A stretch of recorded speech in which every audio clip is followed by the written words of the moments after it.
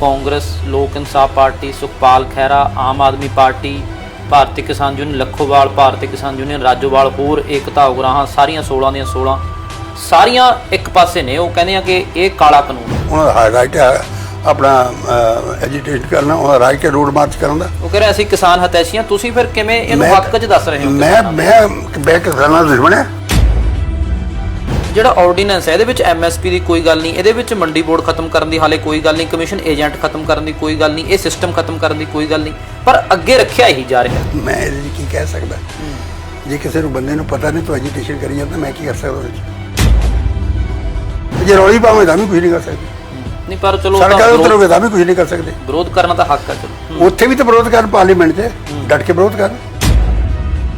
Politician ਇਹ ਕਹਿ ਰਹੇ ਨੇ ਕਿ ਜਿਹੜੀ ਕਿਸਾਨਾਂ ਦੀ ਜ਼ਮੀਨ ਆ ਉਹ ਪਲੇਜਾ ਬੈਂਕਾਂ ਕੋਲ ਤੇ ਸਸਤੇ ਭਾਅ ਤੇ ਖਰੀਦਣ ਦੀ ਕੋਸ਼ਿਸ਼ ਹੈ। ਜਿਹੜੀਆਂ ਕੌਣ ਖਰੀਦੂਗਾ? ਖਰੀਦਣ ਦਾ ਤਾਂ ਗੱਲ ਹੀ ਨਹੀਂ ਹੈ ਯਾਰ, ਖਰੀਦਣ ਦਾ ਤਾਂ ਗੱਲ, ਖਰੀਦਣ ਤੋਂ ਤਾਂ ਬਚਾਇਆ ਇਸ ਐਕਟ ਨੇ ਵੀ ਉਹ ਨਹੀਂ ਖਰੀਦ ਸਕਦਾ। ਆਪਣੀ ਮਰਜ਼ੀ ਨਾਲ ਕਿਸਾਨ ਵੇਚੇ, ਸਿਰਫ ਲੀਜ਼ ਤੇ ਕਬਜ਼ਾ ਨਹੀਂ ਕਰ ਸਕਦਾ। ਲੀਜ਼ ਤੇ ਲਊਗਾ, ਕਬਜ਼ਾ ਨਹੀਂ ਕਰ ਸਕਦਾ। ਉਹ ਮਾਲਕ ਰਹੇਗਾ। ਬਹੁਤ ਸਾਰੇ ਜਿਹੜੇ ਕਿਸਾਨ ਯੂਨੀਅਨਾਂ ਦੇ ਆਗੂ ਨੇ ਉਹ ਵੀ ਕਹਿ ਰਹੇ ਨੇ ਕਿ ਕਿਸਾਨਾਂ ਨੂੰ ਲੈਂਡਲੈਸ ਕਰਨ ਦੀ ਇੱਕ ਕੋਸ਼ਿਸ਼ ਹੈ ਤੇ ਮੁਜ਼ਾਹਰੇ ਬਣਾਉਣ ਦੀ ਕੋਸ਼ਿਸ਼। ਇਸ ਐਕਟ ਦੇ ਅੰਡਰ ਇਹ ਪ੍ਰੋਵੀਜ਼ਨ ਕੀਤੀ ਗਈ ਹੈ, ਭਾਵੇਂ ਤੁਸੀਂ 10 ਸਾਲ 15 ਸਾਲ ਵੀ ਦੇ ਦਿਓ, 2 ਸਾਲ ਹੀ ਦੇ ਦਿਓ, ਤੁਹਾਡੀ ਮਾਲਕੀ ਕਾਇਮ ਹੈ ਔਰ ਤੁਸੀਂ ਆਪਣੀ ਜ਼ਮੀਨ ਤੁਹਾਨੂੰ ਕੋਈ ਜ਼ਬਤ ਨਹੀਂ ਕਰ ਸਕਦਾ। ਉੱਤੇ ਜ਼ਬਰਦਸਤੀ ਕਬਜ਼ਾ ਨਹੀਂ ਕਰ। ਕੀ ਇਹ 'ਚ ਕੀ ਨੁਕਸਾਨ ਹੈ? ਜਦੋਂ ਐਮਐਸਪੀ ਲਾਗੂ ਹੈ ਤਾਂ ਇਹ ਹੁੰਦਾ ਹੈ ਕਿ ਦਾਣਾ ਦਾਣਾ ਚੱਕਣਾ ਸਰਕਾਰ ਨੇ, ਤੇ ਇਹ ਵੀ ਹੈ ਵੀ ਕਈ ਵਾਰੀ ਨਵੀਂ ਵੱਧ ਜਾਂਦੀ ਹੈ, ਦਾਣਾ ਬਦਰੰਗ ਹੋ ਜਾਂਦਾ, ਹੋਰ ਚੀਜ਼ਾਂ ਹੋ ਜਾਂਦੀਆਂ ਨੇ, ਤਾਂ ਸਰਕਾਰ ਫਿਰ ਵੀ ਚੱਕਦੀ ਹੈ। ਪ੍ਰਾਈਵੇਟ ਪਲੇਅਰ ਨਹੀਂ ਚੱਕੂਗਾ ਇਸ ਤਰ੍ਹਾਂ ਦੀ ਜਿਣਸ ਨੂੰ। ਠੀਕ ਹੈ, ਪ੍ਰਾਈਵੇਟ ਪੂਰੇ ਤਾਂ ਕੁਆਲਿਟੀ ਲੈਣੀ ਹੈ, ਫਾਰਮਰ ਤੇ ਵੀ ਪ੍ਰੈਸ਼ਰ ਹੋਊਗਾ ਕਿ ਤੂੰ ਕੁਆਲਿਟੀ ਪ੍ਰੋਡਿਊਸ ਕਰ। ਕਿਸਾਨਾਂ ਨੂੰ ਇਹ ਖਦਸ਼ਾ ਹੈ, ਜਾਂ ਜਿਹੜੇ ਬਹੁਤ ਸਾਰੇ ਲੋਕ ਕਹਿ ਰਹੇ ਨੇ ਇਹ ਖਦਸ਼ਾ ਹੈ ਕਿ ਐਮਐਸਪੀ ਹਟਾ ਦੂਗੀ ਸਰਕਾਰ। ਇਹਨੂੰ ਹਟਾਉਣ ਦੇ ਨਾਲ ਪੰਜਾਬ ਦਾ ਸਮਝ ਲਓ ਵੀ 24 ਮਿਲੀਅਨ ਟਨ ਫੂਡ ਗਿਆ। ਜੇ ਐਮਐਸਪੀ ਹਟਾ ਦਿੰਦੇ ਆ ਤੇ ਉਹਦੇ ਨਾਲ ਜਿਹੜਾ ਇੱਕ ਸੋਸ਼ਲ ਅਨਰੈਸਟ ਹੋ ਜਾਂਦਾ ਜੀ। ਉਹ ਸੋਸ਼ਲ ਅਨਰੈਸਟ ਨੂੰ ਸੈਂਟਰਲ ਗਵਰਨਮੈਂਟ ਕੰਟਰੋਲ ਨਹੀਂ ਕਰ ਸਕੇਗੀ। ਇਹ ਐਮਐਸਪੀ ਉਹਨਾਂ ਚਿਰ ਮਿੱਤਰੋ ਨਹੀਂ ਹਟਣੀ ਜਿੰਨੀ ਦੇਰ ਤੁਹਾਡਾ ਸਾਰਾ ਪਾਣੀ ਚੂਸ ਨਹੀਂ ਲੈਣਾ, ਜਿੰਨੀ ਦੇਰ ਇਹ ਸਾਰਾ ਡੈਜ਼ਰਟ ਨਹੀਂ ਬਣ ਜਾਂਦਾ। ਉਹ ਕਹਿ ਰਹੇ ਕਿ ਜਦੋਂ ਪ੍ਰਾਈਵੇਟ ਪਲੇਅਰ ਆ ਜਾਣਗੇ ਫਿਰ ਸਰਕਾਰ ਹੱਥ ਪਿੱਛੇ ਖਿੱਚੂਗੀ। ਫਿਰ ਜਿਹੜਾ ਮੰਡੀ ਬੋਰਡ ਹੈ, ਜਿਹੜਾ ਰੂਰਲ ਡਿਵੈਲਪਮੈਂਟ ਫੀਸ ਇਕੱਠੀ ਹੁੰਦੀ ਹੈ, ਜਿਹੜਾ ਕਮਿਸ਼ਨ ਏਜੰਟ ਹੈ, ਜਿਹੜੇ ਹੋਰ ਪੱਲੇਦਾਰ ਲੇਬਰ ਹੋਰ ਜੁੜਿਆ ਹੋਇਆ ਸਾਰਾ ਸਿਸਟਮ ਹੈ, ਉਹ ਪਿੱਛੇ ਹੋ ਜੂ। ਕੁਝ ਸਮੇਂ ਵਾਸਤੇ ਤਾਂ ਹੋ ਸਕਦਾ ਕਿ ਪ੍ਰਾਈਵੇਟ ਪਲੇਅਰ ਰੇਟ ਜ਼ਿਆਦਾ ਦੇ ਦੇਣ, ਪਰ ਸਰਕਾਰ ਹੱਥ ਪਿੱਛੇ ਖਿੱਚੂਗੀ। ਫਿਰ ਪ੍ਰਾਈਵੇਟ ਵਾਲੇ ਵਧਣਗੇ, ਫਿਰ ਉਹ ਮਰਜ਼ੀ ਦਾ ਭਾਅ। ਦੇਖੋ ਇਹ ਹੈਗੇ ਨੇ ਕੰਜੈਕਚਰ। ਤੁਸੀਂ ਕਹੋ ਕੱਲ ਨੂੰ ਸੈਟੇਲਾਈਟ ਗਿਰਨਾ ਹਿੰਦੁਸਤਾਨ ਦੇ ਉੱਤੇ, ਅੰਦਾਜ਼ਾ ਹੈ ਤੁਹਾਡਾ। ਅੱਜ ਜੋ ਨਹੀਂ ਹੈ ਤੁਸੀਂ ਉਹਦੀ ਗੱਲ ਕਰੋ, ਕੱਲ ਨੂੰ ਪਰਸੋਂ ਨੂੰ ਕੀ ਹੋਣਾ ਫਿਰ ਦੇਖ ਲਓ। ਭਾਈ ਸਾਹਿਬ ਮੇਰੇ ਦਿਮਾਗ ਦੇ ਵਿੱਚ ਫਾਰਮਰ ਹੈ, ਮੇਰੇ ਦਿਮਾਗ 'ਚ ਇੱਕ ਗਵਰਨਮੈਂਟ ਨਹੀਂ ਜੀ ਕਿ ਪੈਸਾ ਇਕੱਠਾ ਕਰਕੇ ਉਹਨੂੰ ਵੇਸਟ ਕਰੇ। ਮੇਰੇ ਦਿਮਾਗ 'ਚ ਫਾਰਮਰ ਹੈ ਕਿ ਫਾਰਮਰ ਨੂੰ ਕੀਮਤ ਪੂਰੀ ਮਿਲਣੀ ਚਾਹੀਦੀ ਆ, ਕੰਪੀਟੀਟਿਵ ਮਿਲਣੀ ਚਾਹੀਦੀ ਆ। ਜਿੰਨਾ ਚਿਰ ਮੰਡੀਆਂ ਕੰਪੀਟੀਸ਼ਨ ਨਹੀਂ ਹੋਣਗੀਆਂ ਉਹਨਾਂ ਚਿਰ ਉਹਨੂੰ ਕੀਮਤ ਨਹੀਂ ਮਿਲੇਗੀ। ਕਿਸੇ ਸਟੇਜ ਉੱਤੇ ਕਿਸੇ ਨੇ ਵੀ ਕਿਤੇ ਵੀ ਐਮਐਸਪੀ ਦੀ ਗੱਲ ਹੀ ਨਹੀਂ ਕੀਤੀ। ਗਡਕਰੀ ਸਾਹਿਬ ਦਾ ਬਿਆਨ ਸਾਹਮਣੇ ਆਇਆ ਨਾ, ਸਟੇਟਮੈਂਟ ਕੇਂਦਰੀ ਮੰਤਰੀ। ਮੈਂ ਤੁਹਾਨੂੰ ਕੀ ਦੱਸਿਆ, 50 ਬਿਆਨ ਹੁੰਦੇ ਰਹਿਣ, ਇਹ ਐਮਐਸਪੀ ਖਤਮ ਨਹੀਂ ਹੋ ਸਕਦੀ। ਉਹ ਕਹਿ ਰਹੇ ਕਿ ਜਦੋਂ ਅਨਾਜ ਦੀ ਲੋੜ ਸੀਗੀ ਉਦੋਂ ਇਹ ਚੀਜ਼ਾਂ ਗਠਿਤ ਕੀਤੀਆਂ ਗਈਆਂ, ਮੰਡੀ ਬੋਰਡ ਹੋ ਗਿਆ, CACP ਵਾਲੀ ਗੱਲ ਹੋ ਗਈ, ਹੋਰ ਜਿੰਨੀਆਂ ਵੀ ਆਰਗੇਨਾਈਜੇਸ਼ਨ FCI ਹੋ ਗਈ, ਇਹਨਾਂ ਨੂੰ ਖਤਮ ਕੀਤਾ ਜਾਊਗਾ ਸਰਕਾਰ ਦੇ ਵੱਲੋਂ। ਦੇਖੋ ਖਤਮ ਕੀਤਾ ਜਾਊਗਾ, ਡਿਜ਼ਾਸਟਰ ਹੋਏਗਾ। ਸਾਡੀ ਸਪਲਾਈ ਜਿਹੜੀ ਆ ਉਹ ਡਿਮਾਂਡ ਨਾਲੋਂ ਜ਼ਿਆਦਾ ਹੈ, ਠੀਕ ਹੈ, ਲੇਕਿਨ ਡਿਮਾਂਡ ਕਾਹ ਤੇ ਡਿਪੈਂਡ ਕਰਦੀ ਹੈ? ਪਰਚੇਜ਼ਿੰਗ ਪਾਵਰ ਤੇ। ਉਹ ਹੈ ਨਹੀਂ। ਇਹਦੇ ਵਿੱਚ ਇਹ ਹੋ ਗਿਆ ਕਿ ਕੋਈ ਵੀ ਕਿਸਾਨ ਆਪਣੀ ਜਿੰਸ ਕਿਤੇ ਵੀ ਲਿਜਾ ਸਕਦਾ, ਕਿਹਨੂੰ ਮਰਜ਼ੀ ਵੇਚ ਸਕਦਾ, ਕਿੰਨੇ ਮਰਜ਼ੀ ਰੇਟ ਤੇ ਵੇਚ ਸਕਦਾ। ਉਹ ਕਹਿੰਦੇ ਕਿ ਛੋਟਾ ਕਿਸਾਨ ਹੈ ਉਹ ਦਿੱਲੀ ਕਿੱਥੇ ਲੈ ਜਾਊਗਾ? ਦੇਖੋ ਗੱਲ ਹੈ, ਛੋਟੇ ਕਿਸਾਨ ਤੋਂ ਮੈਂ ਨਹੀਂ ਐਕਸਪਰਟ, 2 ਏਕੜ ਦਾ ਫਾਰਮਰ ਲੈ ਕੇ ਬੰਬਈ ਜਾ ਕੇ ਵੇਚੂਗਾ। ਹਾਂ ਬਿਲਕੁਲ। ਕਿਸਾਨ ਹੁਣ ਕਿਵੇਂ ਸਮਝਣ ਇਹਨਾਂ ਗੱਲਾਂ ਨੂੰ, ਇਹ ਆਰਡੀਨੈਂਸ ਨੂੰ ਕਿਵੇਂ ਸਮਝਣ? ਇਹ ਗੱਲ ਆ, ਕਿਸਾਨ ਵਿਚਾਰਿਆਂ ਨੂੰ ਨਹੀਂ ਪਤਾ। ਛੋਟੇ ਕਿਸਾਨ ਹੈ ਉਹ ਮਿਸਲੀਡ ਕਿਤੇ ਜਾ ਸਕਦੇ ਆ। ਸਤਿ ਸ਼੍ਰੀ ਅਕਾਲ ਜੀ, ਮੈਂ ਹਾਂ ਰਣਬੀਰ ਸਿੰਘ ਰਾਣਾ। ਤੇ ਕੇਂਦਰ ਸਰਕਾਰ ਦੇ ਵੱਲੋਂ ਖੇਤੀ ਸੁਧਾਰਾਂ ਦੇ ਨਾਂ ਤੇ 3 ਆਰਡੀਨੈਂਸ ਲਿਆਂਦੇ ਗਏ ਨੇ। ਦੇਸ਼ ਭਰ ਦੇ ਵਿੱਚ ਬਹਿਸ ਛਿੜੀ ਹੋਈ ਹੈ। ਪੰਜਾਬ ਦੇ ਵਿੱਚ ਵੀ ਬਹੁਤ ਸਾਰੀਆਂ ਪੋਲੀਟੀਕਲ ਪਾਰਟੀਆਂ ਵਿਰੋਧ ਕਰ ਰਹੀਆਂ ਨੇ। ਆਖਿਰ ਜੋ ਆਰਡੀਨੈਂਸ ਲਿਆਂਦੇ ਗਏ ਨੇ ਉਹਨਾਂ ਦਾ ਕਾਰਨ ਕੀ ਹੈ, ਉਹਨਾਂ ਦੇ ਫਾਇਦੇ ਨੁਕਸਾਨ ਕੀ ਨੇ, ਆਉਣ ਵਾਲੇ ਸਮੇਂ ਦੇ ਵਿੱਚ ਕੀ ਅਸਰ ਖਾਸ ਕਰ ਕਿਸਾਨੀ ਤੇ ਪਵੇਗਾ। ਇਸੇ ਤੇ ਗੱਲਬਾਤ ਕਰਨ ਦੇ ਲਈ ਸਾਡੇ ਨਾਲ ਡਾਕਟਰ ਸਰਦਾਰਾ ਸਿੰਘ ਜੌਹਲ ਮੌਜੂਦ ਨੇ। ਜੌਹਲ ਸਾਹਿਬ, ਸਵਾਗਤ ਹੈ ਤੁਹਾਡਾ। ਸੈਂਟਰਲ ਯੂਨੀਵਰਸਿਟੀ ਆਫ ਪੰਜਾਬ ਦੇ ਚਾਂਸਲਰ ਨੇ, Punjab agriculture university, Punjabi university ਦੇ ਵਾਈਸ ਚਾਂਸਲਰ ਰਹਿ ਚੁੱਕੇ ਨੇ ਅਤੇ ਨਾਲ ਹੀ CACP ਦੇ ਚੇਅਰਮੈਨ ਰਹਿ ਚੁੱਕੇ ਨੇ। ਬਹੁਤ ਸਾਰੀਆਂ ਉਪਲਬਧੀਆਂ, ਪਦਮ ਭੂਸ਼ਣ ਨੇ। ਡਾਕਟਰ ਸਰਦਾਰਾ ਸਿੰਘ ਜੌਹਲ 2004 ਦੇ ਵਿੱਚ ਉਹਨਾਂ ਨੂੰ ਮਿਲਿਆ ਤੇ ਇਸ ਵੇਲੇ ਸਾਡੇ ਨਾਲ ਨੇ। ਬਹੁਤ ਬਹੁਤ ਸਵਾਗਤ ਜੀ। ਹਾਂ ਜੀ ਜੌਹਲ ਸਾਹਿਬ, ਪਹਿਲਾਂ ਤਾਂ ਸ਼ੁਰੂਆਤ ਕਰਦੇ ਹਾਂ ਕਿ ਜਿਹੜੇ ਆਰਡੀਨੈਂਸ 3 ਲਿਆਂਦੇ ਗਏ ਨੇ ਤੇ ਹੁਣ ਉਸ ਤੇ ਚਰਚਾ ਛਿੜੀ ਹੋਈ ਹੈ, ਬਹਿਸ ਛਿੜੀ ਹੋਈ ਹੈ। ਕੋਈ ਉਹਦੇ ਬਾਰੇ ਕਹਿ ਰਿਹਾ ਹੈ ਕਿ ਇਹ ਕਿਸਾਨੀ ਨੂੰ ਖਤਮ ਕਰ ਦੂਗਾ, ਕਿਸਾਨੀ ਦੇ ਅਗੇਂਸਟ ਨਹੀਂ। ਪਹਿਲਾਂ ਸ਼ੁਰੂਆਤ ਕਰਦੇ ਹਾਂ ਕਿ ਜਿਹੜਾ ਐਸੈਂਸ਼ੀਅਲ ਕਮੋਡਿਟੀ ਐਕਟ ਜਿਹੜਾ ਉਹਦੇ ਚੋਂ ਫੂਡ ਗ੍ਰੇਨਸ ਨੂੰ ਬਾਹਰ ਕੀਤਾ ਗਿਆ, ਉਹਦੇ ਫਾਇਦੇ ਨੁਕਸਾਨ ਪਹਿਲਾਂ ਤਾਂ ਦੇਖਦੇ ਹਾਂ। ਵੈਸੇ ਤਾਂ ਦੇਖੋ, ਹਰ ਬੰਦੇ ਦਾ ਹੱਕ ਬਣਦਾ, ਚਾਹੇ ਪੋਲੀਟੀਕਲ ਪਾਰਟੀ ਹੈ, ਇੰਡੀਵਿਜੂਅਲ ਹੈ, ਇਸ ਡੈਮੋਕ੍ਰੇਸੀ 'ਚ ਆਪਣੇ ਜਿਹੜੇ ਵਿਊਜ਼ ਨੂੰ ਐਕਸੈਪਟ ਕਰਨਾ। ਲੇਕਿਨ ਇਹ ਮਤਲਬ ਜੋ ਮੈਂ ਆਪਣੇ ਪ੍ਰੋਫੈਸ਼ਨਲ ਬੈਕਗਰਾਊਂਡ ਤੋਂ ਜੀ ਇੰਨੇ ਸਾਲਾਂ ਦੀ ਉਮਰ ਦੇ ਵਿੱਚ ਜੋ ਕੀਤਾ ਕੰਮ, ਔਰ ਮੇਰੀ ਫਾਰਮਿੰਗ ਬੈਕਗਰਾਊਂਡ ਦੇ ਵਿੱਚੋਂ ਜੀ, ਕਿਉਂਕਿ ਸਾਡੀ ਤਾਂ ਇੱਕ ਹਾਲੇ ਵੀ ਖੇਤੀ 'ਚ ਹੈ, ਉਹਦੇ ਮੁਤਾਬਕ ਮੈਂ ਤੁਹਾਨੂੰ ਆਪਣੀ ਰਾਏ ਦੇ ਸਕਦਾ ਜੀ। ਕੋਈ ਮੇਰੀ ਰਾਏ ਕੋਈ ਗੌਸਪਲ ਨਹੀਂ ਹੈ ਕਿ ਫਾਈਨਲ ਹੈ, ਇਹ ਗਲਤੀ ਵੀ ਹੋ ਸਕਦੀ ਹੈ। ਗੱਲ ਇਹ ਆ ਵੀ ਜਿਹੜਾ ਐਸੈਂਸ਼ੀਅਲ ਕਮੋਡਿਟੀ ਐਕਟ ਹੈ ਨਾ, ਇਹ ਬਹੁਤ ਮਿਸਯੂਜ਼ ਹੋਇਆ ਸੀ ਫਾਰਮਰਸ ਵਾਸਤੇ ਜੀ। ਜਦੋਂ ਗੌਰਮੈਂਟ ਨੂੰ ਦਾਣਿਆਂ ਦੀ ਲੋੜ ਸੀ, ਅਨਾਜ ਦੀ ਲੋੜ ਸੀ, ਉਸ ਵੇਲੇ ਗੌਰਮੈਂਟ ਨੇ ਇਸ ਕਮੋਡਿਟੀ ਐਕਟ ਦੇ ਅੰਦਰ ਜਿਹੜੇ ਸੀਗੇ ਪ੍ਰਾਈਵੇਟ ਵਪਾਰੀ ਜਿਹੜੇ ਸੀਗੇ ਗ੍ਰੇਨ ਡੀਲ ਕਰਨ ਵਾਲੇ, ਉਹਨਾਂ ਨੂੰ ਤੇ ਸਟਾਕ ਤੇ ਲਿਮਿਟ ਲਾਤੀ ਜੀ। ਉਹਨਾਂ ਨੂੰ ਕ੍ਰੈਡਿਟ ਨਹੀਂ ਦਿੱਤਾ, ਮੰਡੀ 'ਚੋਂ ਬਾਹਰ ਕੱਢਦੇ। ਫਿਰ ਉਹਨਾਂ ਨੂੰ ਟਰਾਂਸਪੋਰਟ ਨਹੀਂ ਦਿੱਤੀ। ਫਿਰ ਇਹਨਾਂ ਨੇ ਰਿਸਟ੍ਰਿਕਸ਼ਨ ਲਾਤੀਆਂ ਕਿ ਇੱਕ ਡਿਸਟ੍ਰਿਕਟ ਤੋਂ ਦੂਜੇ ਡਿਸਟ੍ਰਿਕਟ ਫੂਡ ਨਹੀਂ ਜਾ ਸਕਦੇ ਜੀ। ਇਹਦਾ ਮਤਲਬ ਮੰਡੀ ਨੂੰ ਸਕੁਈਜ਼ ਕਰ ਦਿੱਤਾ, ਜਿਹਦੇ ਵਿੱਚ ਖਰੀਦ ਕਰਨ ਵਾਲੀ ਸਿਰਫ ਇੱਕ ਗੌਰਮੈਂਟ ਰਹਿ ਗਈ। ਸੋ ਆਪਣੀ ਮਿਨੀਮਮ ਸਪੋਰਟ ਪ੍ਰਾਈਸ ਤੋਂ ਖਰੀਦਦੇ ਸੀ। ਹੁਣ ਮਿਨੀਮਮ ਸਪੋਰਟ ਪ੍ਰਾਈਸ ਜਿਹੜੀ ਆ, ਉਹ ਆ ਜਾਣੀ government standing in the market as a ਬਾਇਰ of last resort ਜੀ, ਕਿ ਅਗਰ ਕੋਈ ਨਹੀਂ ਚੁੱਕਦਾ ਤਾਂ ਉਸ ਪ੍ਰਾਈਸ ਤੇ ਗੌਰਮੈਂਟ ਚੁੱਕੇਗੀ। ਲੇਕਿਨ ਜੇ ਉਹ ਮੰਡੀ ਦੇ ਵਿੱਚ ਹੋਰ ਖਰੀਦਦਾਰ ਆਉਂਦੇ ਆ ਤਾਂ ਪ੍ਰਾਈਸ ਉੱਪਰ ਹੋ ਜਾਂਦੀ ਹੈ। ਗੌਰਮੈਂਟ ਨੂੰ ਗ੍ਰੇਨਸ ਦੀ ਲੋੜ ਹੈ, ਉਹਨੇ ਉਹ ਮਾਰਕੀਟ 'ਚੋਂ ਬਾਹਰ ਕੱਢ ਲਿਆ।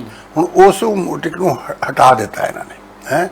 ਇਹਦਾ ਮਤਲਬ ਮਾਰਕੀਟ ਦੇ ਵਿੱਚ ਹੋਰ ਬਾਇਰ ਵੀ ਆ ਸਕਦੇ ਆ ਜੀ, ਤੇ ਇਹ ਗਵਰਨਮੈਂਟ ਉਹ 'ਤੇ ਕੰਟਰੋਲ ਜਿਹੜੀ ਉਹ ਨਹੀਂ ਕਰੇਗੀ। ਸੋ ਮੈਂ ਸਮਝਦਾ ਕਿ ਇਹ ਫਾਰਮਰਸ ਦੇ ਹੱਕ ਵਿੱਚ ਹੈ ਚੀਜ਼। ਅੱਛਾ, ਸਭ ਤੋਂ ਵੱਧ ਰੌਲਾ ਜਿਹੜੀ ਗੱਲ ਦਾ ਪੈ ਰਿਹਾ ਉਹ ਹੈਗੀ ਹੈ MSP, ਕਿਉਂਕਿ ਪੰਜਾਬ ਬਹੁਤ MSP ਤੇ ਡਿਪੈਂਡੈਂਟ ਆ। ਤੇ ਜਿੰਨੇ ਵੀ ਕਿਸਾਨ ਨੇ, ਜ਼ਿਆਦਾਤਰ ਪੰਜਾਬ, ਹਰਿਆਣਾ, UP ਦੇ ਵਿੱਚ MSP ਲਾਗੂ ਹੁੰਦੀ ਹੈ ਝੋਨੇ ਤੇ, ਕਣਕ ਤੇ, ਕਪਾਹ ਤੇ ਕਿਸਾਨਾਂ ਨੂੰ ਇਹ ਖਦਸ਼ਾ ਹੈ, ਜਾਂ ਜਿਹੜੇ ਬਹੁਤ ਸਾਰੇ ਲੋਕ ਕਹਿ ਰਹੇ ਨੇ ਇਹ ਖਦਸ਼ਾ ਹੈ ਕਿ MSP ਹਟਾ ਦੂਗੀ ਸਰਕਾਰ। MSP ਦੋ ਰੀਜ਼ਨ ਕਰਕੇ ਨਹੀਂ ਹਟਾਈ ਜਾ ਸਕਦੀ। ਸ਼ਾਂਤਾ ਕੁਮਾਰ ਦੀ ਰਿਕਮੈਂਡੇਸ਼ਨ ਸੀ, ਉਹ ਹਿਮਾਚਲੀ ਸੀ, ਉਹਦੇ ਕੋਲ ਵੇਚਣ ਨੂੰ ਕੁਛ ਨਹੀਂ ਸੀ ਉੱਥੇ, ਸਮਝੇ ਨਾ, ਲੇਕਿਨ ਉਹ ਖੁੰਝੇ ਲੱਗਾ ਹੋਇਆ। MSP ਨੂੰ ਆਪਾਂ ਅਗਰ ਪਬਲਿਕ ਲੈਵਲ ਤੇ ਲਈਏ, ਇਹਨੂੰ ਹਟਾਉਣ ਦੇ ਨਾਲ ਪੰਜਾਬ ਦਾ ਸਮਝ ਲਓ ਵੀ 24 ਮਿਲੀਅਨ ਟਨ ਫੂਡ ਗ੍ਰੇਨ, ਹਰਿਆਣੇ ਦਾ, ਇਹ ਕਿੱਥੇ ਵੇਚਣਗੇ, ਸਮਝੇ ਨਾ। ਔਰ ਇਹ ਜਿਹੜਾ ਜੇ MSP ਹਟਾ ਦਿੰਦੇ ਆ ਤੇ ਉਹਦੇ ਨਾਲ ਜਿਹੜਾ ਇੱਕ ਸੋਸ਼ਲ ਅਨਰੈਸਟ ਹੋ ਜਾਂਦਾ ਜੀ। ਉਹ ਸੋਸ਼ਲ ਅਨਰੈਸਟ ਨੂੰ ਸੈਂਟਰਲ ਗਵਰਨਮੈਂਟ ਕੰਟਰੋਲ ਨਹੀਂ ਕਰ ਸਕੇਗੀ। ਮੈਂ ਨਹੀਂ ਸਮਝਦਾ ਕਿ ਗਵਰਨਮੈਂਟ 'ਚ ਇੰਨੀ ਬੇਸਮਝੀ ਹੋਏਗੀ ਕਿ ਉਹ MSP ਨੂੰ ਹਟਾ ਦੇਣਗੇ। ਮੈਂ ਨਹੀਂ ਦੇਖਦਾ ਕਿ MSP ਹਟ ਸਕਦੀ ਹੈ। ਪਰ ਕਿਹਾ ਕਿਉਂ ਜਾ ਰਿਹਾ ਹੈ ਤੁਹਾਡੇ ਸਾਹਮਣੇ? ਦੇਖੋ, ਆਪਣਾ ਵਿਚਾਰ ਹੈ, ਆਪਣਾ ਖਦਸ਼ਾ ਹੈ। ਦੂਜੀ ਗੱਲ ਮੈਂ MSP ਤੁਹਾਨੂੰ ਦੱਸਦਾ ਜੀ। ਪੰਜਾਬ ਦਾ ਪਾਣੀ ਦਰਿਆ ਤਾਂ ਬਣ ਕੇ ਰਹਿ ਗਿਆ। ਅਸੀਂ ਕਿੱਥੋਂ ਪਾਣੀ ਪੰਪ ਕਰਦੇ ਹਾਂ? ਟਿਊਬਵੈਲ। 80% ਪਾਣੀ ਜਿਹੜਾ ਸਾਡੇ ਗ੍ਰੇਨਸ 'ਤੇ ਲੱਗਦਾ ਉਹ ਟਿਊਬਵੈਲਾਂ 'ਚੋਂ ਲੱਗਦਾ। ਜਿਹੜਾ ਨਹਿਰ ਦਾ ਪਾਣੀ ਤਾਂ 20% ਬਣੀ ਹੈ।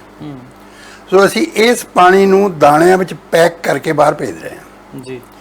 ਇਹ MSP ਉਹਨਾਂ ਚਿਰ ਮਿੱਤਰੋ ਨਹੀਂ ਹਟਣੀ ਜਿੰਨੀ ਦੇਰ ਤੁਹਾਡਾ ਸਾਰਾ ਪਾਣੀ ਚੂਸ ਨਹੀਂ ਲੈਣਾ, ਜਿੰਨੀ ਦੇਰ ਇਹ ਸਾਰਾ ਡੈਜ਼ਰਟ ਨਹੀਂ ਬਣ ਜਾਂਦਾ। ਫਿਰ ਤੁਸੀਂ ਗਰੋ ਕਰ ਲਿਓ, ਉੱਥੇ ਬਾਜਰਾ ਗਰੋ ਕਰ ਲਿਓ, ਉੱਥੇ ਗੁਆਰਾ ਗਰੋ ਕਰ ਲਿਓ, ਉੱਥੇ ਮੂੰਗਫਲੀ ਗਰੋ ਕਰ ਲਿਓ। ਇਹ ਕਿਹਦਾ ਏਜੰਡਾ ਹੈ ਪਾਣੀ ਖਤਮ ਕਰਨਾ? ਪਾਣੀ ਦੇਖੋ ਜੀ, ਸਿੰਪਲ ਗੱਲ ਹੈ ਕਿ ਇਹਦੇ ਵਿੱਚ ਕਿ ਪੰਜਾਬ ਗ੍ਰੇਨ ਦੇ ਸਰਪਲਸ ਪ੍ਰੋਡਿਊਸ ਕਰ ਸਕਦਾ, ਉਹ ਜਿੰਨੀ ਪ੍ਰੋਡਿਊਸ ਕਰਦੇ ਲੈ ਲਓ। ਜੇ ਹਾਲਾਂਕਿ ਸਾਰੀਆਂ ਸਟੇਟਾਂ ਦੇ ਵਿੱਚੋਂ ਗ੍ਰੇਨ ਪ੍ਰੋਕਿਓਰ ਹੁੰਦੇ ਆ, ਲੇਕਿਨ ਉਹਨਾਂ ਸਟੇਟਾਂ ਦੇ ਵਿੱਚੋਂ ਕੰਜ਼ਿਊਮ ਹੋ ਜਾਂਦੇ ਆ।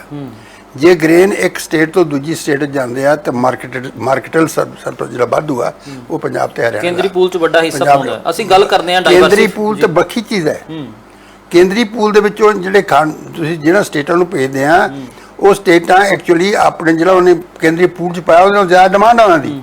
ਪੰਜਾਬ ਤਾਂ ਇੱਕ ਦਾਣਾ ਜਿਹੜਾ ਵੱਧ ਹੁੰਦਾ ਉਹ ਕੇਂਦਰੀ ਪੂਲ ਚਲੇ ਜਾਂਦਾ, ਸਾਨੂੰ ਲੋੜ ਨਹੀਂ ਉਹਦੀ। ਜਲ ਸਾਹਿਬ ਡਾਇਵਰਸਿਫਿਕੇਸ਼ਨ ਦੀ ਗੱਲ ਵੀ ਕਰਾਂਗੇ, ਪਰ ਪਹਿਲਾਂ ਅਸੀਂ ਇਹ ਗੱਲ ਕਰਦੇ ਹਾਂ ਕਿ ਹੁਣ ਹੋ ਕੀ ਰਿਹਾ ਹੈ ਕਿ ਕਾਂਗਰਸ ਕਹਿ ਰਹੀ ਹੈ ਕਿ ਜਨ ਅੰਦੋਲਨ ਕਰਨਾ ਹੈ, ਲੋਕ ਇਨਸਾਫ ਪਾਰਟੀ ਕਹਿ ਰਹੀ ਹੈ ਕਿ ਸਾਈਕਲ ਯਾਤਰਾ ਕਰਨੀ ਹੈ। ਜਿੰਨੇ ਵੀ ਪੰਜਾਬ ਦੇ ਵਿੱਚ ਵੱਖ-ਵੱਖ ਧੜੇ ਨੇ ਉਹ ਕੇਂਦਰ ਸਰਕਾਰ ਨੂੰ ਦੇ ਖਿਲਾਫ ਨੇ ਕਿ ਕਿਉਂ ਜਿਹੜੇ ਇਹ ਆਰਡੀਨੈਂਸ ਲਿਆਂਦੇ ਜਾ ਰਹੇ ਨੇ। ਦੇਖੋ ਇਹ ਪੋਲੀਟੀਕਲ ਪਾਰਟੀਆਂ, ਚਾਹੇ ਕੋਈ ਪੋਲੀਟੀਕਲ ਪਾਰਟੀ ਹੋਵੇ ਚਾਹੇ ਕੋਈ ਇੰਡੀਵਿਜੂਅਲ ਹੋਵੇ, ਸਾਡੀ ਡੈਮੋਕ੍ਰੇਸੀ ਇਹ ਹੱਕ ਦਿੰਦੀ ਹੈ ਕਿ ਅਸੀਂ ਆਪਣੇ ਵਿਊ ਪ੍ਰੈਜ਼ੈਂਟ ਕਰ ਸਕੀਏ, ਅਸੀਂ ਅੰਦੋਲਨ ਕਰ ਸਕੀਏ, ਅਸੀਂ ਮਾਰਚ ਕਰ ਸਕੀਏ।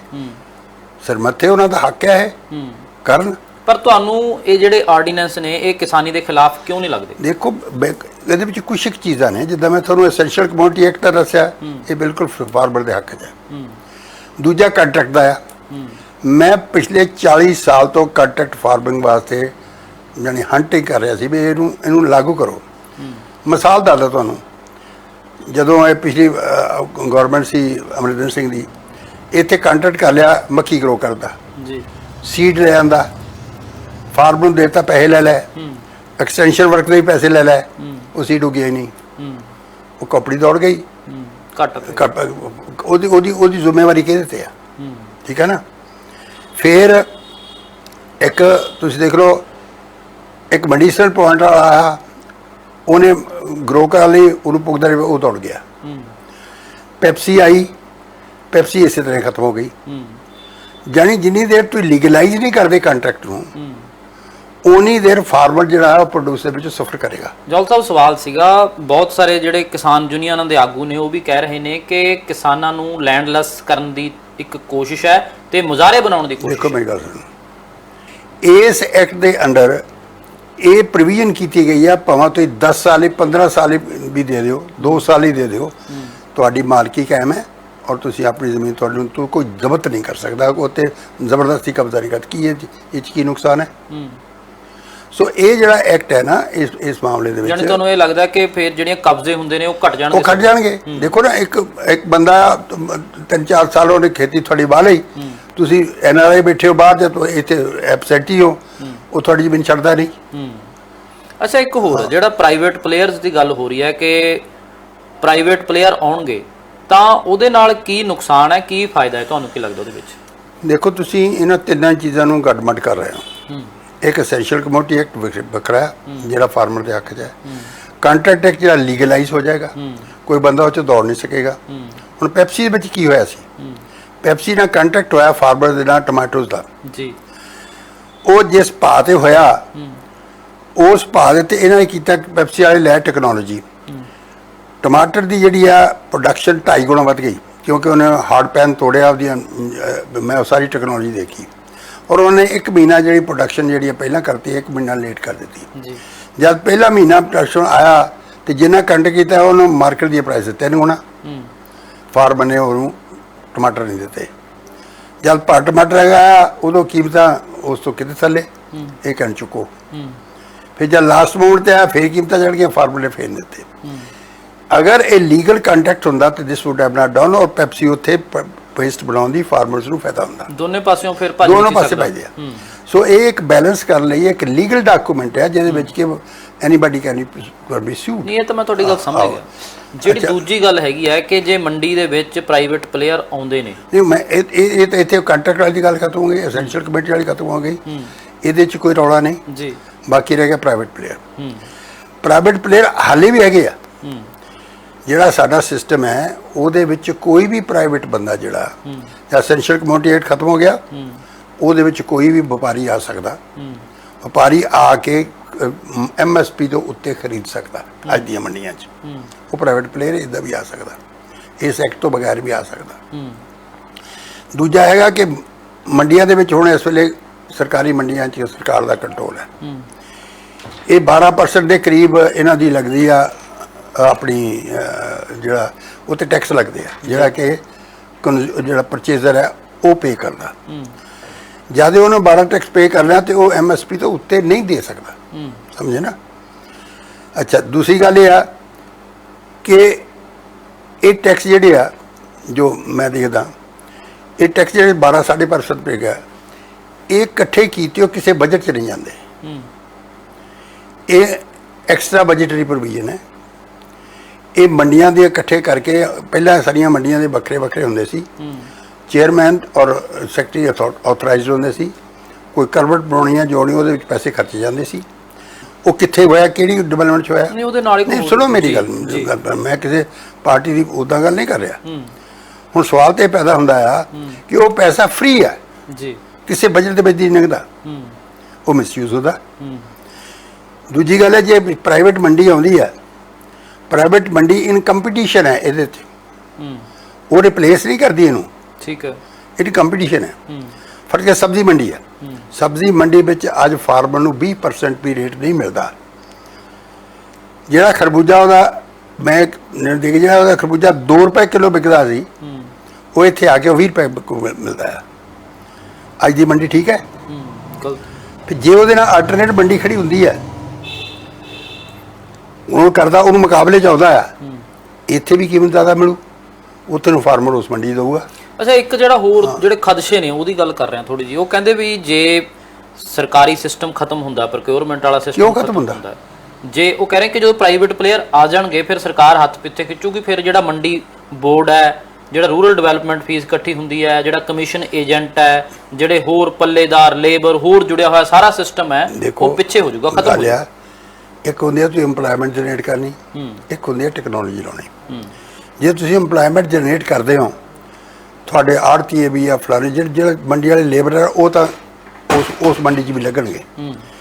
ਮੈਂ ਤਾਂ ਇਹ ਵੀ ਕਹਿੰਦਾ ਰਿਹਾ ਕਿ ਜਿਹੜੇ ਤੁਹਾਡੇ ਹੈਗੇ ਨੇ ਸਟੋਰੇਜ FCI ਦੇ, ਚਾਹੇ ਉਹ ਪੰਜਾਬ ਦੇ ਆ, ਉਹਨਾਂ ਨੂੰ ਮਾਰਕੀਟ ਯਾਰਡ ਡਿਕਲੇਅਰ ਕਰ ਦਿਓ। ਫਾਰਮਰ ਆਉਂਦਾ, ਪਹਿਲਾਂ ਉੱਥੇ ਅਨਲੋਡ ਕਰਦਾ, ਉਹ ਆ ਕੇ ਫਿਰ ਉਹ ਵਿਕਦੀ ਆ, ਫਿਰ ਉਹ ਭਰਦਾ, ਫਿਰ ਪਾ ਕੇ ਉੱਥੇ ਜਾ ਕੇ ਫਿਰ ਅਨਲੋਡ ਹੁੰਦਾ। ਇਹ ਪ੍ਰੋਸੈਸ ਦੇ ਵਿੱਚੋਂ ਨਗਰ ਦੀ ਬਜਾਏ ਫਾਰਮਰ ਸਿੱਧਾ ਉੱਥੇ ਲੈ ਜਾਵੇ, ਡਾਇਰੈਕਟ ਹੋ ਜਾਵੇ, ਡਾਇਰੈਕਟ, ਚਾਹੇ ਉਹ ਗਵਰਨਮੈਂਟ ਦਾ ਸਟੋਰ ਹੈ, ਚਾਹੇ ਕੋਈ ਦੂਸਰਾ ਸਟੋਰ FCI ਦਾ ਸਟੋਰ ਹੈ। ਇਹ ਉਹਨਾਂ ਨੂੰ ਮਾਰਕੀਟ ਯਾਰਡ ਡਿਕਲੇਅਰ ਕਰਨ ਲਈ ਤਾਂ ਮੈਂ ਕਈਆਂ ਸਾਲਾਂ ਦਾ ਚਾਹੁੰਦਾ ਰਿਹਾ ਵੀ ਫਾਰਮਰ ਨੂੰ ਈਜ਼ੀ ਹੋ ਜਾਏਗਾ, ਖਰਚ ਘੱਟ ਹੋ ਜਾਏਗਾ। ਪਰ ਇਹਦੇ ਵਿੱਚ ਆਉਂਦੇ ਆ ਕਮਿਸ਼ਨ ਏਜੰਟ, ਉਹ ਕਮਿਸ਼ਨ ਏਜੰਟ ਨਹੀਂ ਹੋਣ ਦਿੰਦੇ। ਸਮਝੇ ਨਾ। ਸੋ ਹੁਣ ਜਿਹੜੀ ਆ ਤੁਸੀਂ ਪ੍ਰਾਈਵੇਟ ਮੰਡੀਆਂ ਦੀ ਗੱਲ ਕਰਦੇ ਆ, ਇਹ ਇਨ ਕੰਪੀਟੀਸ਼ਨ ਵਿਦ ਗਵਰਨਮੈਂਟ ਮੰਡੀ ਹੈ, ਇਹਨੂੰ ਰਿਪਲੇਸ ਨਹੀਂ ਕਰਦੀ ਹੈ।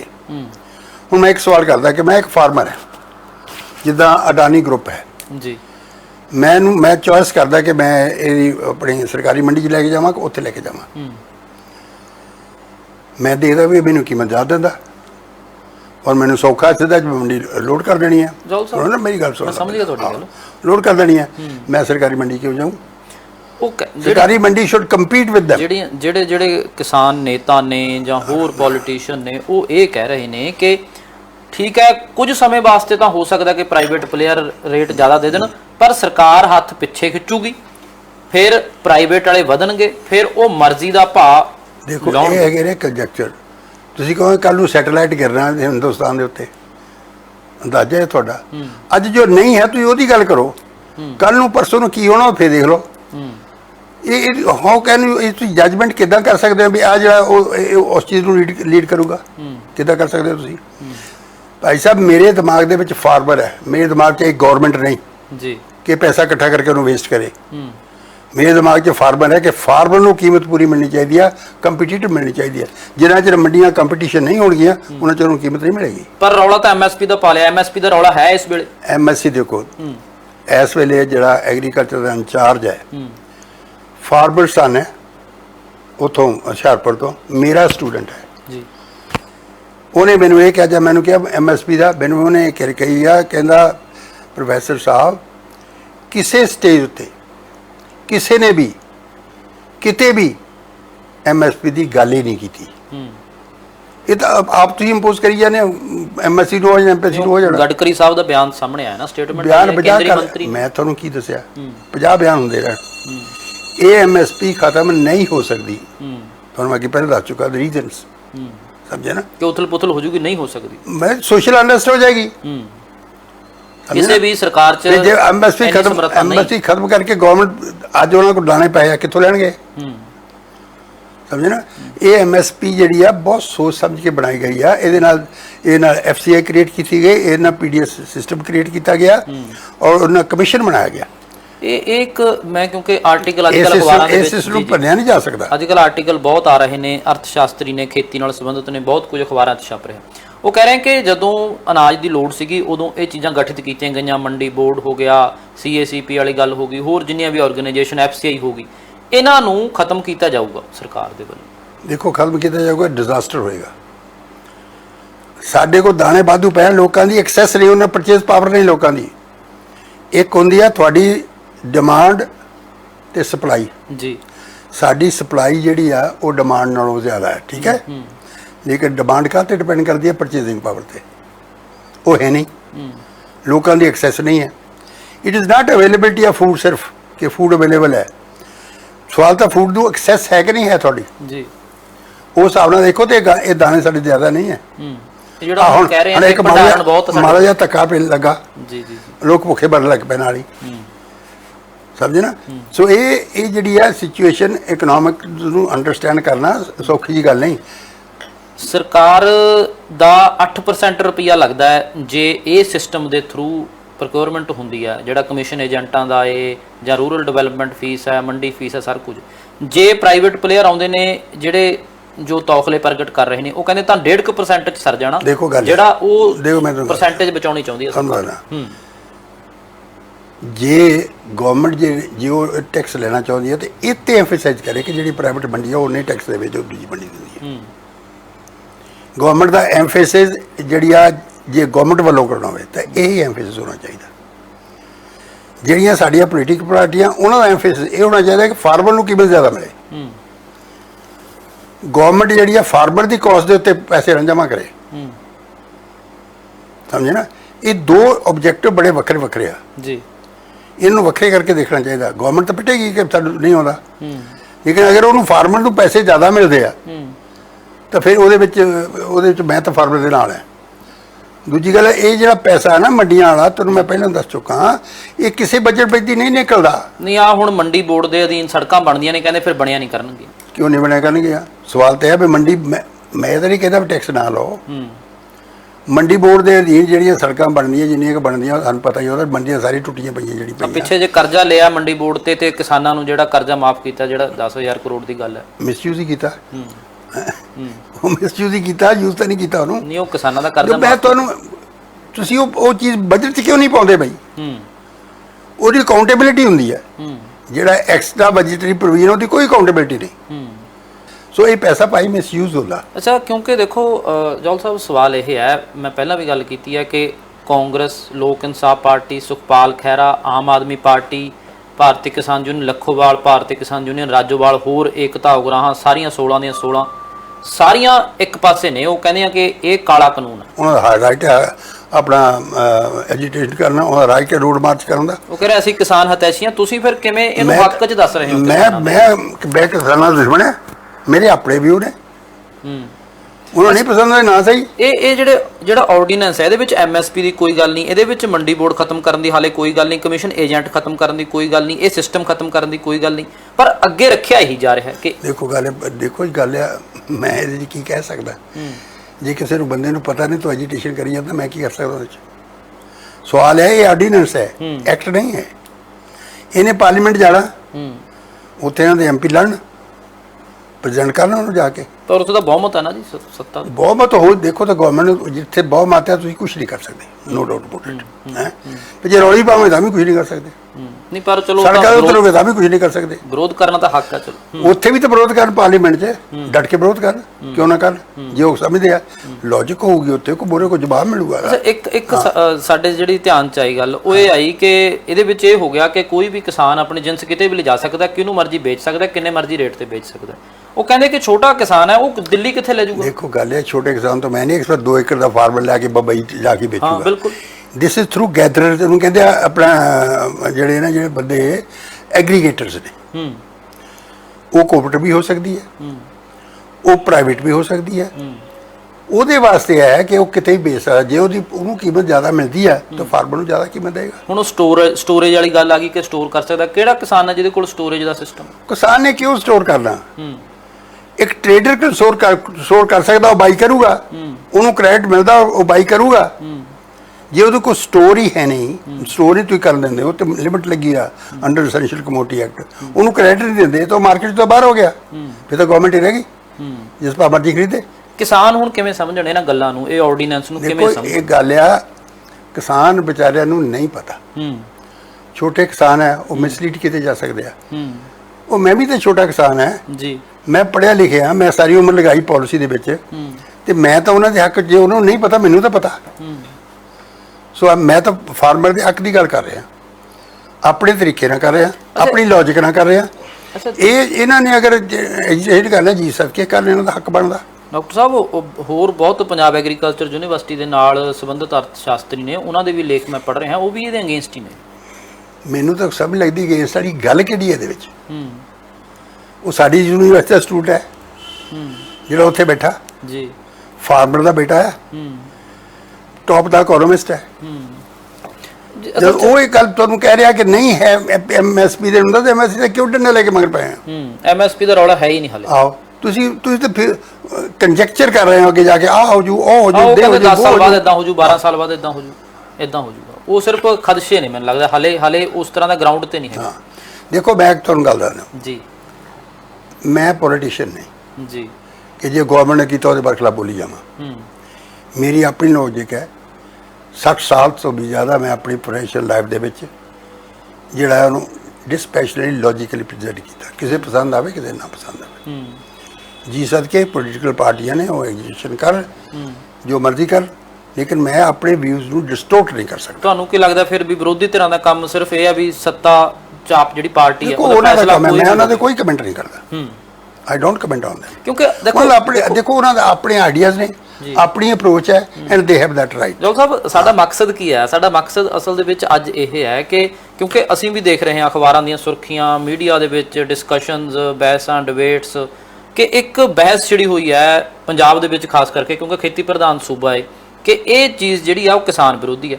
ਤੇ ਤੁਸੀਂ ਜਿਹੜੀ ਗੱਲ ਕਰ ਰਹੇ ਹੋ ਕਿ ਕਿਸਾਨ ਵਿਰੋਧੀ ਨਹੀਂ ਹੈਗੀ, ਇਹਦਾ ਨਿਤਾਰਾ ਹੋਣਾ ਚਾਹੀਦਾ। ਨਿਤਾਰਾ ਕਰੋ, ਕੌਣ ਕਰੂਗਾ? ਸਵਾਲ ਤਾਂ ਆਇਆ ਕਿ ਨਿਤਾਰਾ ਕਰਦਾ ਤੇ ਮਤਲਬ ਨਹੀਂ ਹੈ। ਮੈਂ ਕੋਈ ਡਿਸੀਜਨ ਤੇ ਨਹੀਂ ਬੈਠਾ, ਚਲੋ ਗੱਲ ਸਮਝੇ ਨਾ, ਮੈਂ ਆਰਡੀਨੈਂਸ ਨਹੀਂ ਲਿਆਂਦੇ ਜੀ, ਮੈਂ ਇਹਨੂੰ ਰੱਦ ਨਹੀਂ ਕਰ ਸਕਦਾ, ਮੈਂ ਇਹਨੂੰ ਫੋਰਸ ਵੀ ਨਹੀਂ ਕਰ ਸਕਦਾ। ਮੈਂ ਤਾਂ ਆਪਣੇ ਵਿਊ ਦਿੱਤੇ ਆ। ਮੈਂ ਸਮਝਦਾ ਕਿ ਆਰਡੀਨੈਂਸ ਜਿਹੜਾ, ਪਹਿਲੀ ਗੱਲ ਤਾਂ ਐਮਐਸਪੀ ਤੇ ਰੌਲਾ ਪਾਉਣ ਦਾ ਕੋਈ ਮਤਲਬ ਕੋਈ ਨਹੀਂ ਬਣਦਾ। ਮਤਲਬ ਆਰਡੀਨੈਂਸ ਕਿਤੇ ਗੱਲ ਹੋਈ ਨਹੀਂ, ਐਮਐਸਪੀ ਦਾ ਜ਼ਿਕਰ ਨਹੀਂ ਹੈਗਾ, ਐਮਐਸਪੀ ਦਾ ਜ਼ਿਕਰ ਹੀ ਨਹੀਂ ਹੈ, ਉਹ ਕਿਤੇ ਗੱਲ ਵੀ ਨਹੀਂ ਹੋਈ। ਠੀਕ ਹੈ। ਦੂਜੀ ਗੱਲ ਹੈ ਟੈਕਸ ਦੀ। ਗਵਰਨਮੈਂਟ ਅਗਰ ਚਾਹੁੰਦੀ ਹੈ ਕਿ ਟੈਕਸ ਲੈਣਾ ਤੇ ਉਹਦੇ ਵਾਸਤੇ ਐਜੀਟੇਟ ਕਰੇ, ਲੇਕਿਨ ਅਗਰ ਟੈਕਸ ਨਹੀਂ ਲੱਗਦਾ ਤੇ ਫਾਰਮਰ ਦੇ ਹੱਕ 'ਚ ਹੈ, ਗਵਰਨਮੈਂਟ ਨੂੰ ਨੁਕਸਾਨ ਹੋ, ਪਰ ਫਾਰਮਰ ਦੇ ਹੱਕ ਵਿੱਚ ਹੈ। ਕੰਟਰੈਕਟ ਦੇ ਵਿੱਚ ਇਹ ਹੈ ਕਿ ਲੀਗਲਾਈਜ਼ ਹੋ ਗਿਆ ਉਹ ਕਰਨਾ, ਜ਼ਮੀਨ ਤੁਸੀਂ ਦੱਬ ਨਹੀਂ ਸਕਦੇ ਉਹ ਕੰਟਰੈਕਟ ਦੇ ਅੰਡਰ, ਭਾਵੇਂ ਤੁਸੀਂ 10 ਸਾਲ ਹੀ ਦੇ ਦਿਓ ਆਪਣੇ ਕੰਟਰੈਕਟ ਤੇ। ਅੱਛਾ, ਇੱਕ ਗੱਲ ਇਹ ਕਹਿਣਾ ਕਿ ਜਿਹੜਾ ਖੇਤੀ ਦੇ ਵਿੱਚੋਂ ਕੱਢਣ ਦੀ ਕੋਸ਼ਿਸ਼ ਹੈ, ਬਹੁਤੇ ਕਿਸਾਨਾਂ ਨੂੰ ਖੇਤੀ ਤੇ ਨਿਰਭਰਤਾ ਕੱਢਣ ਦੀ ਕੋਸ਼ਿਸ਼ ਹੈ, ਵੀ ਇਹਦਾ ਕੋਈ ਬਹੁਤਾ ਫਾਇਦਾ ਨਹੀਂ ਹੈਗਾ। ਰਸ਼ੀਆ ਵਾਲਾ ਮਾਡਲ ਜਾਂ ਚਾਈਨਾ ਵਾਲਾ ਮਾਡਲ ਜਿਹੜਾ ਪਿੰਡਾਂ ਵਾਲਾ, ਉਹ ਅਪਣਾਉਣਾ ਚਾਹੀਦਾ, ਨਾ ਕਿ ਅਮਰੀਕਾ ਵਾਲਾ ਮਾਡਲ। ਚਾਈਨਾ ਨੇ ਕਿਹੜਾ ਮਾਡਲ ਅਪਣਾਇਆ ਬਈ? ਜਿਹੜਾ ਫਾਰਮਰ ਕੱਢਿਆ ਉਹਨੇ ਉੱਥੇ ਇੰਡਸਟਰੀ ਲਿਜਾ ਕੇ ਉੱਥੇ ਇਨਕਮ ਦਿੱਤੀ ਹੈ, ਲੋਕਾਂ ਨੂੰ ਪਤਾ ਵੀ ਹੈ ਚਾਈਨਾ ਦਾ ਮਾਡਲ ਕੀ ਹੈ। ਮੈਂ ਚਾਈਨਾ ਦੇ ਮਾਡਲ ਜਿੰਨਾ ਸਟੱਡੀ ਕੀਤਾ ਕਿਸੇ ਨੇ ਵੀ ਨਹੀਂ ਕੀਤਾ। ਮੈਂ 2 ਵਾਰੀ ਉਹਨਾਂ ਦੀ ਗਵਰਨਮੈਂਟ ਐਡਵਾਈਜ਼ ਕਰਕੇ ਆਇਆ। ਰਸ਼ੀਆ ਦੇ ਲੋਕ ਕਹਿੰਦੇ ਪਿੰਡਾਂ 'ਚ ਹੀ ਵਸਦੇ ਆ, ਪਿੰਡਾਂ 'ਚੋਂ ਕੱਢਿਆ ਨਾ ਜਾਵੇ ਪੰਜਾਬ ਦੇ। ਮੇਰਾ ਕਹਿਣ ਦਾ ਮਤਲਬ ਉਹ ਮਾਡਲ ਜਿਹੜਾ ਇਹ ਜਿਹੜਾ ਲਾਉਣ ਦੀ ਗੱਲ ਹੈ ਨਾ, ਇਹਦੀ ਬਜਾਏ ਚਾਈਨਾ ਔਰ ਜਾਪਾਨ ਦਾ ਮਾਡਲ ਲੱਗਣਾ ਚਾਹੀਦਾ ਜੀ, ਜਿੱਥੇ ਫਾਰਮਰ ਜਿਹੜਾ ਛੋਟਾ ਫਾਰਮਰ ਹੈ ਉਹਦੇ ਕੋਲ ਪਾਰਟ ਟਾਈਮ ਜੌਬ ਹੋਵੇ, ਆਪਣੀ ਖੇਤੀ। ਮੈਂ ਪੂਰਾ ਯਾਰ ਇਹਦਾ ਮੈਂ ਦਿੱਤਾ ਸਾਰਾ ਨਕਸ਼ਾ ਦਿੱਤਾ ਹੋਇਆ। ਜਲ ਸਾਹਿਬ, ਅਸਲ 'ਚ ਹੁਣ ਜਿਹੜੀ ਗੱਲ ਮੈਂ ਫਿਰ ਸ਼ਾਇਦ ਤੁਹਾਨੂੰ ਲੱਗੇ ਵੀ ਵਾਰ-ਵਾਰ ਕਰ ਰਹੇ ਹਾਂ, ਪੋਲੀਟੀਸ਼ੀਅਨ ਇਹ ਕਹਿ ਰਹੇ ਨੇ ਕਿ ਜਿਹੜੀ ਕਿਸਾਨਾਂ ਦੀ ਜ਼ਮੀਨ ਆ ਉਹ ਪਲੇਜਾ ਬੈਂਕਾਂ ਕੋਲ ਤੇ ਸਸਤੇ ਭਾਅ ਤੇ ਖਰੀਦਣ ਦੀ ਕੋਸ਼ਿਸ਼ ਹੈ। ਜਿਹੜੀਆਂ ਕੌਣ ਖਰੀਦੂਗਾ? ਖਰੀਦਣ ਦਾ ਤਾਂ ਗੱਲ ਹੀ ਨਹੀਂ ਯਾਰ, ਖਰੀਦਣ ਦਾ ਤਾਂ ਗੱਲ, ਖਰੀਦਣ ਤੋਂ ਤਾਂ ਬਚਾਇਆ ਇਸ ਐਕਟ ਨੇ ਵੀ ਉਹ ਨਹੀਂ ਖਰੀਦ ਸਕਦਾ, ਆਪਣੀ ਮਰਜ਼ੀ ਨਾਲ ਕਿਸਾਨ ਵੇਚੇ, ਸਿਰਫ ਲੀਜ਼ ਤੇ ਕਬਜ਼ਾ ਨਹੀਂ ਕਰ ਸਕਦਾ, ਲੀਜ਼ ਤੇ ਲਊਗਾ, ਕਬਜ਼ਾ ਨਹੀਂ ਕਰ ਸਕਦਾ, ਉਹ ਮਾਲਕ ਰਹੇਗਾ। ਸਮਝੇ ਨਾ? ਇੱਥੇ NRI ਨੇ ਅਸੀਂ 3 ਕਿਸਾਨ ਖੇਤੀ ਕਰੇ, ਆਉਣ ਵਾਲੇ ਕੱਢ ਕੇ ਬਾਹਰ ਮਾਰਦੇ ਆ। ਹੁਣ ਵੀ ਬਹੁਤ ਸਾਰੇ ਲੋਕ ਜਿਹੜੇ ਨੇ ਉਹ ਠੇਕੇ ਤੇ ਖੇਤੀ ਕਰਵਾਉਂਦੇ ਨੇ, ਕਰਦੇ ਆ। ਉਹ ਠੇਕੇ ਦੇ ਕਰਦੇ ਆ ਜੇ ਲੈ ਕੇ ਆ ਵੀ ਜਿਹੜਾ ਤੇ ਇੱਥੇ ਮਾਲਕ ਤਕੜਾ ਉਹ ਤੇ ਜ਼ਮੀਨ ਖਾਲੀ ਕਰਾ ਲਓ, ਜਿਹੜਾ ਬੰਦਾ ਬਾਹਰ ਬੈਠਾ ਜਾਂ ਇੱਥੇ ਸ਼ਹਿਰ 'ਚ ਬੈਠਾ ਉਹਦੀ 3 ਸਾਲ ਅਗਰ ਜ਼ਮੀਨ ਬਾਈ ਆ ਤੇ ਉਹ ਅਗਲਾ ਨਾ ਛੱਡੇ ਤੁਸੀਂ ਕੀ ਕਰ ਲਓਗੇ ਉਹਨਾਂ ਨੂੰ? ਅੱਛਾ ਬਸ ਇੱਕ ਥੋੜਾ ਜਿਹਾ ਲਾਸਟ ਸਵਾਲ ਹੈ ਵੀ ਜੇ ਪ੍ਰਾਈਵੇਟ ਪਲੇਅਰ ਆਉਣਗੇ ਤਾਂ ਉਹ ਕਣਕ ਝੋਨਾ ਜਦੋਂ ਖਰੀਦਣਗੇ ਤਾਂ ਉਹ ਸਰਕਾਰ ਨਾਲੋਂ ਵੱਧ ਰੇਟ ਦੇ ਸਕਦੇ ਨੇ? ਕਿਉਂ ਨਹੀਂ ਦੇ ਸਕਦੇ, ਕਿਉਂ ਨਾ ਦੇਣਗੇ? ਉਹਨਾਂ ਦਾ ਆਉਣ ਦਾ ਕੀ ਫਾਇਦਾ, ਵੱਧ ਨਹੀਂ ਦਿੱਤਾ ਉਹਨੇ, ਘੱਟ ਕਿੱਦਾਂ ਦੇ ਸਕਦੇ ਹੋ ਮੈਨੂੰ ਦੱਸੋ ਪਹਿਲਾਂ। ਫਿਰ ਤਾਂ ਸਰਕਾਰ ਨੂੰ ਵੇਚ ਲੂੰਗਾ, ਫਿਰ ਤਾਂ ਖਰੀਦ ਤੁਹਾਡੇ ਕੋਲ ਦੋ ਆਲਟਰਨੇਟਿਵ ਹੈ, ਸਰਕਾਰੀ ਮੰਡੀ ਹੈ, ਪ੍ਰਾਈਵੇਟ ਮੰਡੀ ਆਉਂਦੀ ਹੈ ਜਿਹਦਾ ਰੇਟ ਵੱਧ ਵੇਚ ਫਾਰਮਰ 'ਚ। ਮੇਰਾ ਕੰਸਰਨ ਫਾਰਮਰ ਨਾਲ, ਮੇਰਾ ਗਵਰਨਮੈਂਟ ਨਾਲ ਕੋਈ ਕੰਸਰਨ ਨਹੀਂ ਕਿ ਉਹਨੂੰ ਟੈਕਸ ਮਿਲਦਾ ਜਾਂ ਨਹੀਂ ਮਿਲਦਾ। ਮੈਂ ਤੇ ਕਹਿੰਦਾ ਫਾਰਮਰ ਨੂੰ ਪ੍ਰਾਈਸ ਪੂਰੀ ਮਿਲਣੀ ਚਾਹੀਦੀ ਹੈ। ਜੌਲ ਸਾਹਿਬ ਜਦੋਂ MSP ਲਾਗੂ ਹੈ ਤਾਂ ਇਹ ਹੁੰਦਾ ਹੈ ਕਿ ਦਾਣਾ ਦਾਣਾ ਚੱਕਣਾ ਸਰਕਾਰ ਨੇ, ਤੇ ਇਹ ਵੀ ਹੈ ਵੀ ਕਈ ਵਾਰੀ ਨਵੀਂ ਵੱਧ ਜਾਂਦੀ ਹੈ, ਦਾਣਾ ਬਦਰੰਗ ਹੋ ਜਾਂਦਾ, ਹੋਰ ਚੀਜ਼ਾਂ ਹੋ ਜਾਂਦੀਆਂ ਨੇ ਤਾਂ ਸਰਕਾਰ ਫਿਰ ਵੀ ਚੱਕਦੀ ਹੈ। ਪ੍ਰਾਈਵੇਟ ਪਲੇਅਰ ਨਹੀਂ ਚੱਕੂਗਾ ਇਸ ਤਰ੍ਹਾਂ ਦੀ ਜਿਣਸ ਨੂੰ। ਠੀਕ ਹੈ, ਪ੍ਰਾਈਵੇਟ ਪੂਰੇ ਤਾਂ ਕੁਆਲਿਟੀ ਲੈਣੀ ਹੈ, ਫਾਰਮਰ ਤੇ ਵੀ ਪ੍ਰੈਸ਼ਰ ਹੋਊਗਾ ਕਿ ਤੂੰ ਕੁਆਲਿਟੀ ਪ੍ਰੋਡਿਊਸ ਕਰ। ਇਹ ਥੋੜਾ ਜੋ ਗੱਲਬਾਤ ਜਾ ਕੇ ਰੱਖਦੇ ਹੋ ਮਾਰਕੀਟ ਦੇ ਕੁਆਲਿਟੀ ਦੇਣੀ ਪਊਗੀ, ਕੁਆਲਿਟੀ ਦੇਣੀ ਪਊਗੀ। ਉਹ 'ਚ ਕਿਹੜੀ ਗੱਲ ਹੈ? ਕੁਆਲਿਟੀ ਦੀ ਕੀਮਤ ਮੈਂ ਤਾਂ ਮੇਰੀ ਕਣਕ ਇਸ ਵੇਲੇ 200 ਰੁਪਏ ਵਾਧੂ ਵਿਕੀ ਹੈ MSP ਤੋਂ। ਕਿਉਂ? ਇਹ ਕਣਕ ਨੂੰ ਪੂਰੀ ਤਰ੍ਹਾਂ ਤਰੀਕੇ ਨਾਲ ਗਰੋ ਕੀਤਾ, ਅੱਛਾ ਸੀਡ ਪਾਇਆ, ਅੱਛਾ ਸੰਭਾਲਿਆ, ਮਾਰ ਕੇ ਕਣਕ 200 ਰੁਪਏ ਕੁਇੰਟਲ ਵੱਧ ਮੇਰੀ ਕਣਕ ਵਿਕੀ ਹੈ ਉਸੇ ਮੰਡੀ 'ਚ ਮਾਰਕੀਟ ਦੇ ਵਿੱਚ। ਕੁਆਲਿਟੀ ਕਿਉਂ ਨਾ ਅਪਰੀਸ਼ੀਏਟ ਹੋਊਗੀ? ਪਰ ਕਿਉਂਕਿ ਇੱਕ ਬੰਦਾ ਜਿਹੜਾ ਕਣਕ ਗਰੋ ਕਰਕੇ ਅੱਧਾ ਉਹਦੇ ਵਿੱਚ ਆ ਜਾਂਦਾ, ਵੀਡਸ ਆ ਜਾਂਦੇ ਆ, ਉਹ ਕਿੱਦਾਂ ਐਕਸਪੈਕਟ ਕਰਦਾ ਕਿ ਉਹਨੂੰ ਉਹੀ ਪ੍ਰਾਈਸ ਮਿਲ ਜੂ? ਜੌਲ ਸਾਹਿਬ ਅਸਲ ਦੇ ਵਿੱਚ ਗੱਲ ਉਹੀ ਹੈ ਨਾ ਕਿ ਪ੍ਰਾਈਵੇਟ ਨੇ ਤਾਂ ਆਪਣਾ ਪ੍ਰੋਫਿਟ ਦੇਖਣਾ, ਸਰਕਾਰਾਂ ਨੂੰ ਹੁੰਦਾ ਕਿ ਅਸੀਂ ਇਸ MSP ਦੇ ਅੰਡਰ। ਸਰਕਾਰ ਨੂੰ ਵੈਲਫੇਅਰ ਵਾਸਤੇ ਹੋਰ ਬੜੀਆਂ ਤਰੀਕੇ ਨੇ ਜੀ। ਸਰਕਾਰ ਨੂੰ ਇੱਥੇ ਹੀ ਨਹੀਂ ਹੈ ਕਿ ਮੰਡੀਆਂ ਦੇ ਵਿੱਚੋਂ ਐਕਸਪਲੋਇਟ ਕਰੀ ਜਾਂਦੇ ਆ। ਸਮਝਣਾ ਇਹ ਵੱਡਾ ਮਸਲਾ ਆ। ਚਲੋ ਜੇ ਕਮਿਸ਼ਨ ਏਜੰਟ, ਚਲੋ ਹੋ ਤਾਂ MSP ਵਾਲੀ ਗੱਲ ਹੀ ਨਹੀਂ, ਜਿਹੜੇ ਕਹਿੰਦੇ ਕਮਿਸ਼ਨ ਏਜੰਟ ਵਿਹਲੇ ਹੋ ਜਾਣ। ਦੇਖੋ ਇਹ ਰੌਲੀ ਸਾਰੀ MSP ਤੇ ਪਾ ਰਿਹਾ ਹੈ, ਪ੍ਰੋਬਲਮ ਤਾਂ ਆਇਆ ਉਹ MSP ਦਾ ਕੋਈ ਮੁੱਦਾ ਹੀ ਨਹੀਂ ਇਹਦੇ 'ਚ। ਇਹ ਗੱਲ ਨੂੰ ਸਮਝਣ ਦੀ ਲੋੜ ਹੈ। ਆਹੋ ਚਲੋ ਬਹੁਤ ਧੰਨਵਾਦ ਡਾਕਟਰ ਸਰਦਾਰਾ ਸਿੰਘ ਜੌਹਲ ਜੀ ਗੱਲਬਾਤ ਕਰਨ ਦੇ ਲਈ। ਸੋ ਤੁਸੀਂ ਵੀ ਇਹ ਜਿਹੜੇ ਸਾਡਾ ਕੋਈ ਮਕਸਦ ਇਹ ਨਹੀਂ ਕਿ ਅਸੀਂ ਖੇਤੀ ਸੁਧਾਰਾਂ ਨੂੰ ਲੈ ਕੇ ਜੋ ਆਰਡੀਨੈਂਸ ਲਿਆਂਦੇ ਨੇ ਉਹਨਾਂ ਤੇ ਕਿੰਤੂ ਪਰੰਤੂ ਕਰਨਾ, ਉਹਨਾਂ ਦੀ ਆਲੋਚਨਾ ਕਰਨੀ ਜਾਂ ਉਹ ਸਹੀ ਨੇ ਗਲਤ ਨੇ, ਪਰ ਉਹਦੇ ਬਾਰੇ ਇਹ ਚਰਚਾ ਜੋ ਚੱਲ ਰਹੀ ਆ ਉਹਨੂੰ ਸਮਝਣ ਦੀ ਲੋੜ ਹੈਗੀ ਆ ਕਿ ਜਿਹੜੀਆਂ ਕਿਸਾਨ ਯੂਨੀਅਨਾਂ ਕਹਿ ਰਹੀਆਂ ਨੇ, ਜਿਹੜੇ ਪੋਲੀਟੀਸ਼ੀਅਨ ਕਹਿ ਰਹੇ ਨੇ, ਜਿਹੜੇ ਪ੍ਰੋਟੈਸਟ ਕਰਨ ਦੀ ਗੱਲ ਕਰ ਰਹੇ ਨੇ, ਉਹਦਾ ਕਾਰਨ ਕੀ ਹੈ? ਕੀ MSP ਵਾਕਈ ਖਤਮ ਹੋ ਰਹੀ ਹੈ? ਕਿਉਂਕਿ ਆਰਡੀਨੈਂਸ ਦੇ ਵਿੱਚ ਤਾਂ ਹਾਲੇ ਕੋਈ ਤਜਵੀਜ਼ ਇਸ ਤਰ੍ਹਾਂ ਦੀ ਨਹੀਂ ਹੈਗੀ, ਪਰ ਖਦਸ਼ੇ ਜ਼ਰੂਰ ਨੇ ਕਿ ਆਉਣ ਵਾਲੇ ਸਮੇਂ ਦੇ ਵਿੱਚ ਇਸ ਤਰ੍ਹਾਂ ਹੋ ਸਕਦਾ ਹੈ, ਤੇ ਜਦੋਂ ਹੋ ਸਕਦਾ ਉਦੋਂ ਵਿਰੋਧ ਸ਼ਾਇਦ ਕਰਨਾ ਚਾਹੀਦਾ। ਹਾਲੇ ਜੋ ਡਾਕਟਰ ਸਰਦਾਰਾ ਸਿੰਘ ਜੌਹਲ ਨੇ ਸਾਨੂੰ ਦੱਸਿਆ, ਜਿਸ ਤਰੀਕੇ ਦੇ ਨਾਲ ਦੱਸਿਆ ਕਿ ਕਿਸਾਨਾਂ ਨੂੰ ਫਾਇਦਾ ਹੋ ਸਕਦਾ ਇਸ ਦੇ ਨਾਲ, ਪਰ ਆਉਣ ਵਾਲੇ ਸਮੇਂ ਦੇ ਵਿੱਚ ਦੇਖਣਾ ਹੋਵੇਗਾ ਕਿ ਕੁਝ ਹੋਰ ਇਸ ਮਸਲੇ ਤੇ ਹੁੰਦਾ।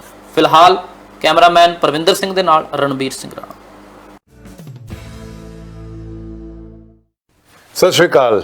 ਜੇ ਤੁਸੀਂ ਕੈਨੇਡਾ ਸਟੂਡੈਂਟ ਵੀਜ਼ੇ ਤੇ ਜਾਣਾ ਚਾਹੁੰਦੇ ਹੋ ਪਰ ਆਇਲਸ ਵਿੱਚ ਓਵਰਆਲ ਤਾਂ 6 ਆ ਗਏ, ਇੱਕ ਵਿੱਚ 5.5 ਬੈਂਡ ਕਰਕੇ ਡਰਦੇ ਹੋ, ਜਾਂ ਕੈਨੇਡਾ ਦਾ ਸਟੂਡੈਂਟ ਵੀਜ਼ਾ ਰਿਫਿਊਜ਼ ਕਰਵਾ ਬੈਠੇ ਹੋ, ਜਾਂ ਸਟੱਡੀ ਗੈਪ ਜ਼ਿਆਦਾ ਹੋਣ ਕਰਕੇ ਸੋਚਦੇ ਹੋ ਕਿ ਕਿਤੇ ਰਿਫਿਊਜ਼ਲ ਨਾ ਆ ਜਾਵੇ, ਤੇ ਅੱਜ ਹੀ ਪਿਰਾਮਿਡ ਈ ਸਰਵਿਸਿਜ਼ ਨੂੰ ਮਿਲੋ ਔਰ ਕੈਨੇਡਾ ਜਾਣ ਦੇ ਆਪਣੇ ਸੁਪਨੇ ਨੂੰ ਸਾਕਾਰ ਕਰੋ।